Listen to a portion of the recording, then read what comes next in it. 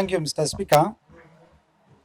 Uh, I want to also put my contribution on the governor's address. Mr. Speaker, the speech of the governor was well detailed, elaborative, and articulated. I see it. The governor has touched several fields according to his manifestos and pledges he has made for the people of Mandera. Despite that, I I expected the governor has not considered very well. His speech has not considered very well the departments that are devolved, especially water and health, which are lagging behind. The governor's speech has majorly concentrated on education sector, Mr. Speaker, which really is not one of the devolved sectors in the county. Mr. Speaker, a lot of resource was put on education, while in the real sense, the sectors that were devolved are lagging behind. For instance, Mr. Speaker, the governor's speech was good, but I sensed it lacked some points whereby a lot of havocs caused by the droughts and the El Nino rains were not addressed. For instance, Mr. Speaker, the governor had said the drought has stuck the county, resulting in the loss of livestock worth approximately 11 billion. But yet, His Excellency, the governor's speech has not mentioned what they have done for the people who have lost the 11 billion of wealth of animals in terms of cash. Approximately 11 billion was lost by the droughts and the El Nino, and I have not seen where the government has intended to restore or make any restocking for the people who have lost all those animals.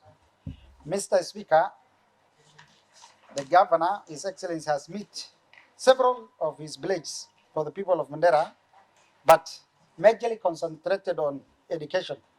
Mr. Speaker, I think some of the places that His Excellency the Governor has mentioned is a restoration for the people of those areas mentioned, because the Governor had said there will be an expanding and equipping of Leffe, Panisa, and Ramo Kutulo sub-county referral hospitals.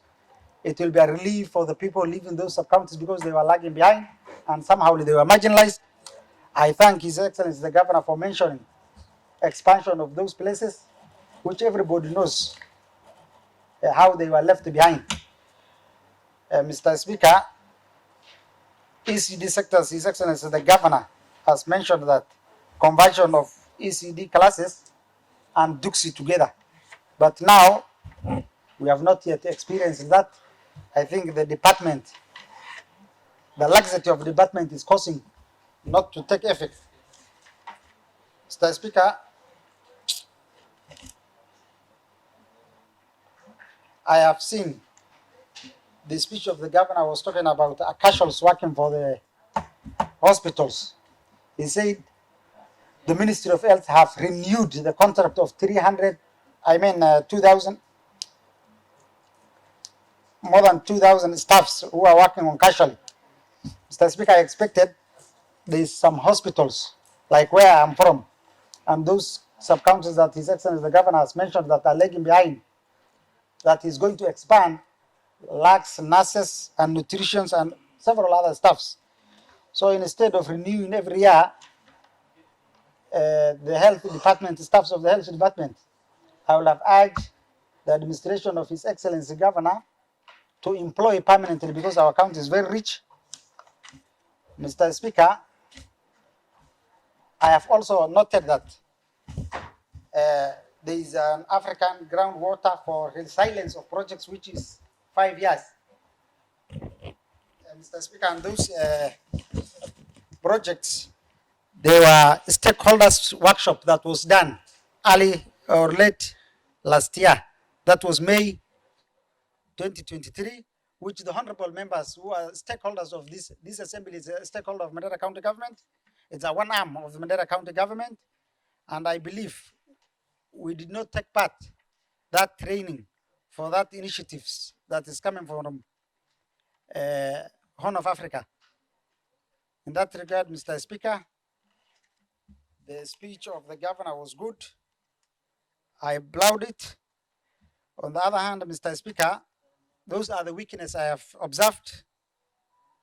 Mr. Speaker, the pledge of His Excellency the Governor was that they are going to take action against the deforestation happening in our county by planting 1 million trees.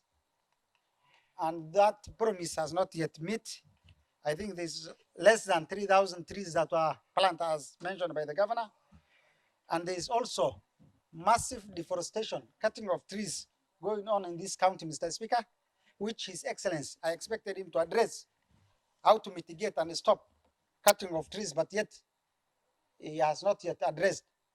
In that regard, Mr. Speaker, I welcome and thank His Excellency the Governor for addressing this assembly and the entire county with elaborate and deserved speech. Thank you.